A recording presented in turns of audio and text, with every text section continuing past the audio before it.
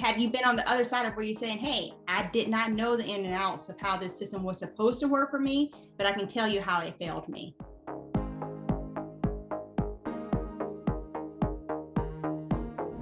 For me personally, I've had a few experiences where I've been discriminated against.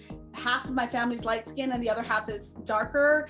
And so growing up with my mom who's lighter, I just wasn't prepared. Like I just saw her experiences. And then when I was in the emergency room and I was the one being treated, I'm like, how come it's so different? Why am I having to fight in order to get care versus when I go with, some of my family members that are lighter skin?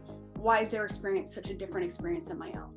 Wow. So the issues of colorism, even within the Hispanic community, and we know how that has plagued the African American community. I have experienced negative disparities and very racist aspects from the system, meaning our healthcare system, because it is a part of the larger system, right?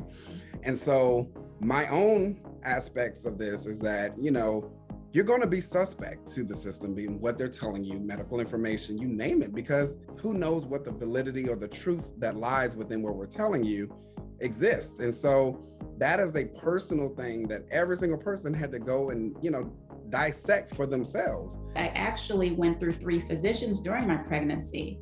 And it was because the first 2 physicians, I did endure a lot of the feeling dismissed. And for myself, and this is as an advocate, what I try to help patients with is advocating for myself, but also realizing I have a choice. I can choose better healthcare. I don't think this is how I should be talked to.